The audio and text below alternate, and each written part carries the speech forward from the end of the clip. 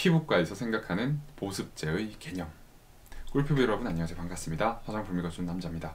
오늘은 피부과에서 보습제에 대해서 어떻게 생각하고 있는지에 대해서 같이 알아보는 시간을 갖도록 할게요. 왜냐하면 피부과와 그리고 화장품 연구원들의 생각은 조금 다를 수 있기 때문이죠. 오늘은 대한피부과학회의 텍스트북, 즉 교과서에 나와 있는 보습제의 개념에 대해서 함께 알아보겠습니다. 보습이란 건조한 환경과 외부의 자극으로 인해서 거칠어진 피부의 각질을 잠재우는 행위를 의미합니다. 피부과에서는 이런 것을 피부의 유연성을 높이고 유지하거나 회복시키는 것으로 보며 보습을 생각보다 중요하게 여기고 있습니다. 이 보습을 위해서 되도록 많은 수분을 각질층에 공급하고 수분 손실이 되도록 적게 일어나야 되도록 해야 된다고 강조를 하는데, 이것은 피부 유사 성분이 배합된 보습제를 충분히 피부에 도포한 뒤 밀폐제로 수분 증발을 차단한다는 것을 의미합니다. 그렇다면 피부에 도포한 보습제의 증발 자체를 막아주는 자체적인 기능은 없는 것일까요? 그렇진 않습니다. 피부 장벽은 각질층이 머금은 수분이 손실되는 것을 막아주는 역할을 하게 됩니다.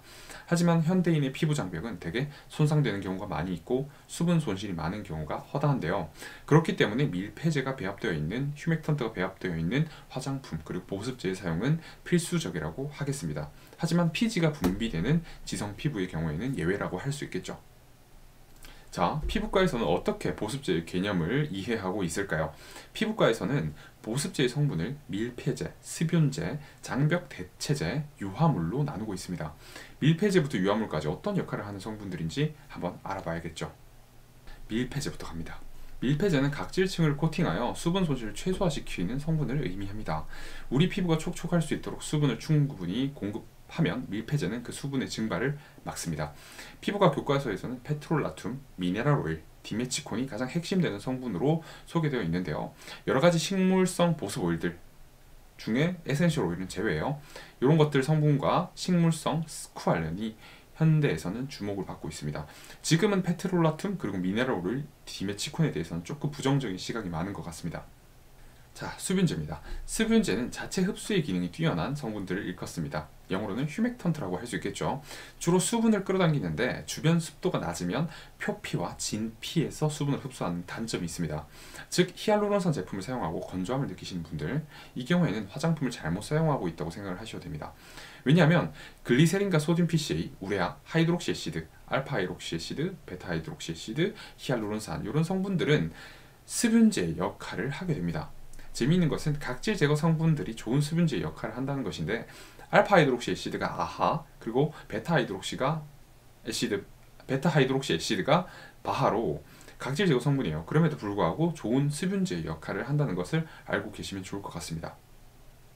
각질 제거제 성분이 배합되어 있는 이때 각질 제거제 성분은 낮은 함량으로 배합되어 있는 게 좋겠죠. 이런 각질 제거제는 훌륭한 보습제가 될 수 있는 것이죠. 각질 제거도 하면서 보습제 역할도 하게 되는 겁니다. 장벽 대체제를 보겠습니다.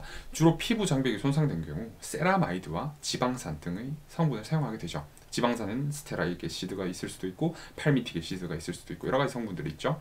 이러한 성분들을 장벽 대체제라고 말하는데, 사실 이 성분들이 무조건 우리 피부에 바람직하게 작용하는 건 아닌 것 같아요. 왜냐하면 세라마이드나 지방산을 일부 피부에 사용하는 경우, 특히 트러블이 심하거나 여드름이 심하거나 피지 분비가 많은 피부에 사용하는 경우 트러블을 유발시키거나 악화시킬 수 있습니다. 특히 카프렐리 카프릭 트리글리세라이드 같은 코코넛 오일에서 추출한 성분 같은 경우에는 더 이런 문제가 심하게 유발되는 경우가 많다고 보고 있습니다. 마지막으로 유화물에 대해서 알아볼 텐데요. 유화물은 유화 성분이에요. 유화 성분은 물과 기름이 섞이도록 도와주는 유화제 성분이라고 저는 말씀을 드리고 있습니다. 피부과에서는 이 성분을 유화물 혹은 유화 성분으로 지칭을 하고 있고요. 재미있는 것은 유화제 자체도 어떻게 보면 피부의 보습 성분이라고 생각할 수 있다고 평가하는 것입니다. 자, 마지막으로 결론을 한번 내볼게요.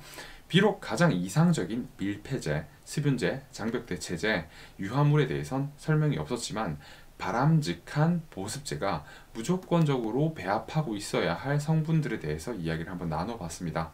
피부과 텍스트북에 수록되어 있는 내용에 보습제는 우리 피부에 이상적인 역할을 할 것인데요.